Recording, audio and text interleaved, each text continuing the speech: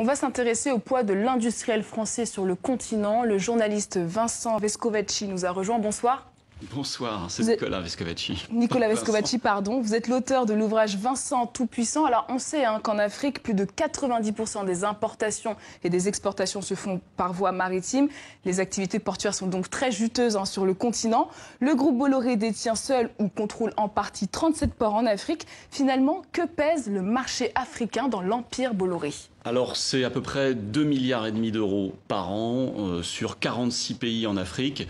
Ça correspond à peu près à 25% de son chiffre d'affaires pour le groupe Bolloré. Mais M. Bolloré a aussi des intérêts dans les médias en Afrique. Rappelez-vous, il a pris le contrôle de Canal+ en 2015.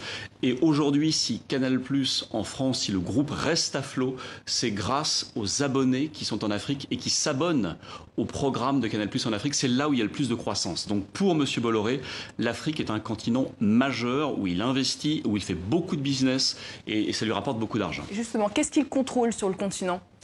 Il contrôle, c'est simple, vous l'avez entendu, évidemment des ports, mais il a aussi 3 concessions ferroviaires au Bénin, en Cameroun et en Côte d'Ivoire. Il a aussi à peu près 136 000 hectares de plantations qu'il ne contrôle pas directement, mais des plantations qui sont contrôlées par un groupe dont il est actionnaire, c'est le groupe Socfin.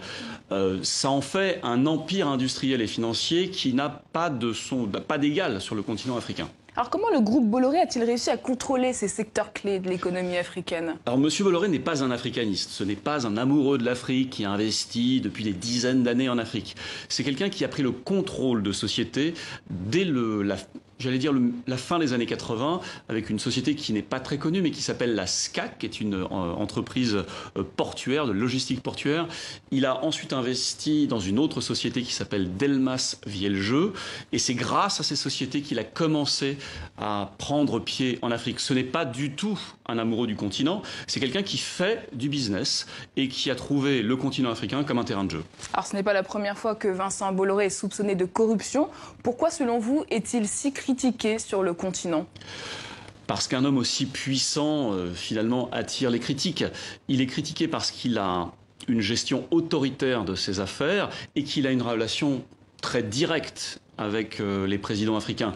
Parmi les présidents de la sous-région, il connaît parfaitement et il compte Paul Biya comme ses amis, Alpha Condé, dont on vient de parler pour la Guinée-Conakry. Donc il a cette relation très particulière au plus haut niveau des États africains et c'est peut-être pour ça que certains Africains, en tout cas, le critiquent. Et finalement, aujourd'hui, quels sont ses soutiens politiques sur le continent ? Les présidents dont on vient évoquer le nom, M. Biya, M. Ouattara en Côte d'Ivoire, Alpha Condé en Guinée-Conakry, ce sont ses soutiens et ce sont ces présidents qui font aussi une partie de sa renommée sur le continent africain.